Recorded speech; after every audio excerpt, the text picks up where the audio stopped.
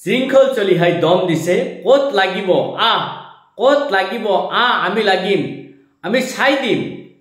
আৰে শৃংখল চলিহা তোমাক মই কৈছো, আমাৰ মানুহবোৰ গোমূত্ৰ পান নকৰে, আমাৰ মানুহবোৰে গাখীৰ পান কৰে।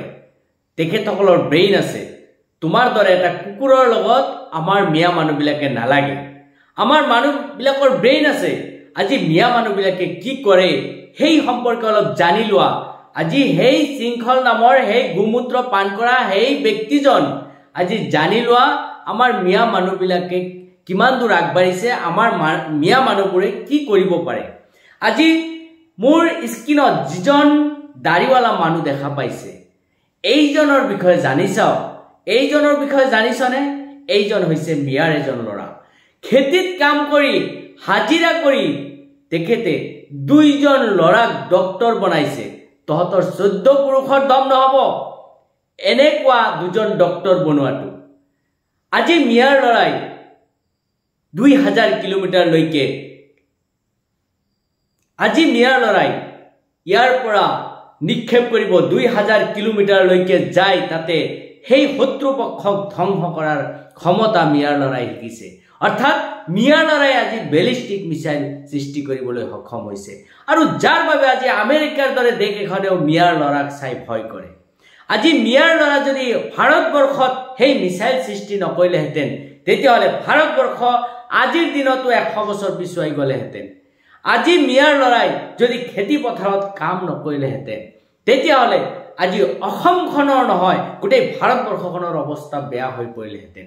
আজি মিয়াৰ ল'ৰাই যদি সেই অট্টালিকাবোৰ বনাই নিদিলেহেঁতেন, সেই ৰাস্তা ঘাটবোৰ বনাই নিদিলেহেঁতেন, তেতিয়াহ'লে আমি সেই নামি দামী বুলি পৰিচয় দিয়া ব্যক্তিসকল কেদা বোকাত গছকিব লাগিলেহেঁতেন।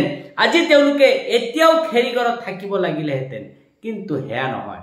আজি মিয়াৰ ল'ৰাই চব কৰিব পাৰে। 0ৰ পৰা 100 লৈকে তেখেতসকলে কেপাচিটি কৰি লৈছে, আৰু সেই মিয়াসকলক তুচ্ছ-তাচ্ছিল্য কৰিছ নহয়, আৰু সেই মিয়াসকলক যধে মধে গালি গালাজ পাৰিছ নহয়। গতিকে ইমান দূৰ আগবাঢ়িব নালাগে। কৰ্ম কৰি খালেহে তহঁতে গম পাবি যে কৰ্মৰ কেনেকুৱা কষ্ট বা পৰিশ্ৰম। বেলেগৰ পৰা চান্দা তুলি খোৱা মানুহবিলাকে খাটি খোৱা মানুহবিলাকৰ দৰত কি বুজি পাব? তেওঁলোকে 2 মাহ 6 মাহ পিছে বেলেগৰ ঘৰত যায় হাত পাতিব ভিখাৰীৰ দৰে, আৰু সেই ভিখাৰীৰ দৰে হাত পাতি তেওঁলোকে নিজৰ জীৱিকা অৰ্জন কৰি আছে। গতিকে সেই ব্যক্তিসকলে জাতীয়তাবাদ কেনেকৈ বুজিব? সেই ব্যক্তিসকলে দেশৰ উন্নয়ন কেনেকৈ বুজিব? সেই ব্যক্তিসকলে সমাজৰ উন্নয়ন কেনেকৈ বুজিব? আজি কৃষকৰ সম্পত্তি যিটো চৰকাৰে নষ্ট কৰি দেশখনৰ উন্নতি সাধন কৰিব বিচাৰিছে, সেইখন দেশ কেতিয়াও আগবাঢ়িব নোৱাৰে। নিশ্চয় সেইখন দেশ ধ্বংসমুখী হ'ব, এয়া নিশ্চিত। কাৰণ কোনো এখন দেশৰ উন্নতি নিৰ্ভৰ কৰে সেইখন দেশৰ জনসাধাৰণৰ কাৰুকাৰ্যৰ ওপৰত, সেইখন দেশৰ জনসাধাৰণৰ কৰ্মপৰায়ণতাৰ ওপৰত।